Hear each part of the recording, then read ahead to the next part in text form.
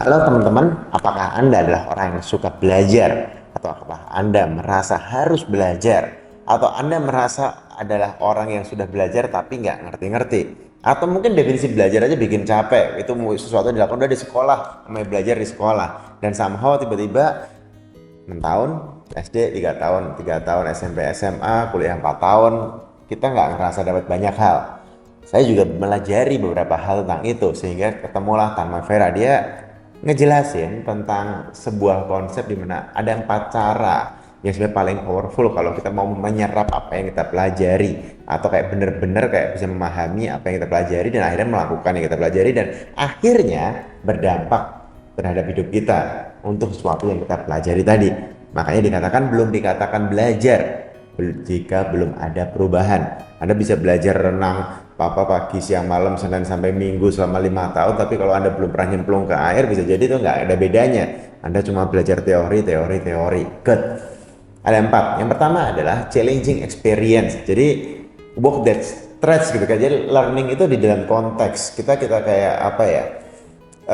Kalau kita nggak ada konteksnya, kenapa kita belajar ini, terus kita nggak tahu ini udah berhasil atau belum, atau nggak kita ada challenge yang mungkin kita sebelumnya belum bisa. Misalnya Anda belum bisa nyetir mobil, terus Anda belajar nyetir mobil, sehingga ada batasnya, namanya kayak line-nya, dimana dari belum bisa nyetir mobil, setelah belajar Anda bisa nyetir mobil. Jadi itu kayak something challenge, itu sesuatu yang seru banget untuk kita pelajari. Anda nggak bisa misalnya ngedit video, terus Anda belajar, ada challenge biar bisa ngedit video. Ketika Anda bisa ngedit video, berarti Anda sudah selesai belajar dalam konteks challenging experience. Jadi somehow ketika latihan kayak kemarin saya maraton, awalnya pikir nggak bisa ya, jangankan maraton, jogging aja nggak pernah gitu, jalan pun jarang gitu. Kita ke supermarket aja pakai mobil gitu kan, bukan jalan kaki ya kayak Indomaret, Alfamart. Tapi ketika kayak oke, goalnya harus finish sekian jam, sekian kilometer, ketika finish ya, oh berarti saya sudah selesai challenging experience ini untuk latihan lari gitu misalnya contohnya. Yang kedua adalah opportunities to practice. Apa itu artinya? Adalah kita harus punya peluang atau kayak kesempatan untuk mempraktekkan apa yang kita pelajari. Jadi kayak practice itu fit high performance. Ketika kita mempraktekin sesuatu, kita kayak dapat feedback yang sangat langsung tentang apa yang kita lakuin. Jadi kalau teman-teman mau belajar renang sambil di kolam renang, itu lebih gampang. Belajar surfing sambil surfing itu lebih gampang, atau kayak belajar coding sambil coding lebih gampang.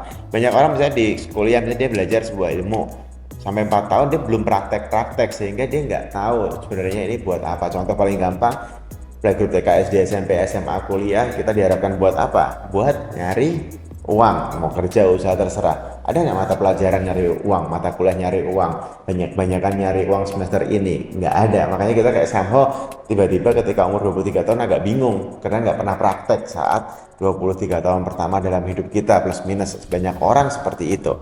Yang ketiga adalah creative conversation, karena conversation is the lubrication of learning and development.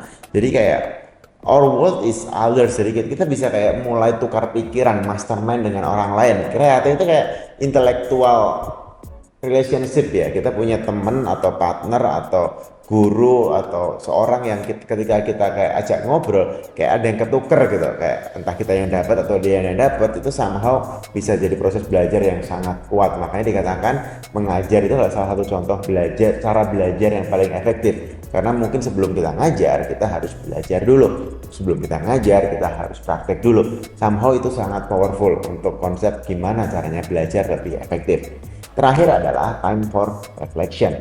Jadi experience kalau udah ketemu sama reflection itu kayak bakal jadi learning that last, sehingga kita mempelajari tadi kok bisa gini, atau maknanya tadi seperti apa yang bisa aku perbaiki, atau apa yang tadi kurang tepat, sehingga kita ada waktu untuk refleksi.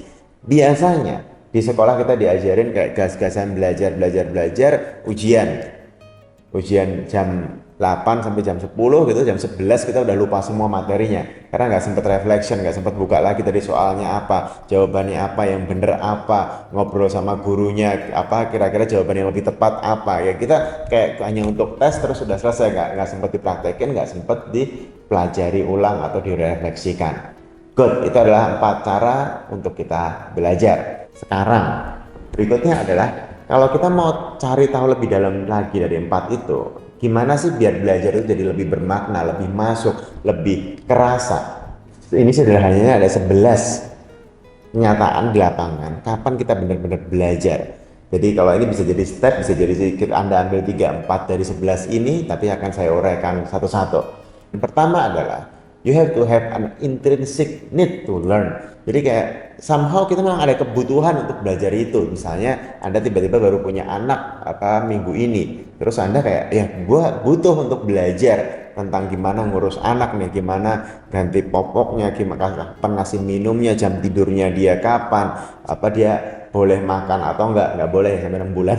Tapi kayak something yang ini kita ada kebutuhan untuk itu gitu, sehingga itu lebih kerasa dari hati dan pikiran, itu nyambung gitu, nggak yang kayak gue mau belajar keluar angkasa tapi kita nggak ada kebutuhan 10-20 tahun ke depan mau keluar angkasa. Itu somehow mungkin nggak akan se-powerful kalau Anda punya intrinsic need, kebutuhan yang nyata banget tentang kenapa Anda harus belajar itu. Itu poin pertama. Sekarang poin kedua, yaitu asking question, getting to why. Kita perlu nyari tahu kenapa, dan kenapa. Terserah kenapanya, kenapa kamu harus belajar, kenapa kamu harus ngerti ini, kenapa harus paham, kenapa harus jago, kenapa harus praktek, kenapa harus konsisten. Itu bikin otak kita mikirnya dengan kayak lebih jelas gitu. Bahkan kalau lanjut lagi kayak untungnya apa kalau aku belajar ini, ruginya apa kalau aku nggak belajar ini, dan seterusnya. 5-10 tahun lagi kalau aku nggak paham ini,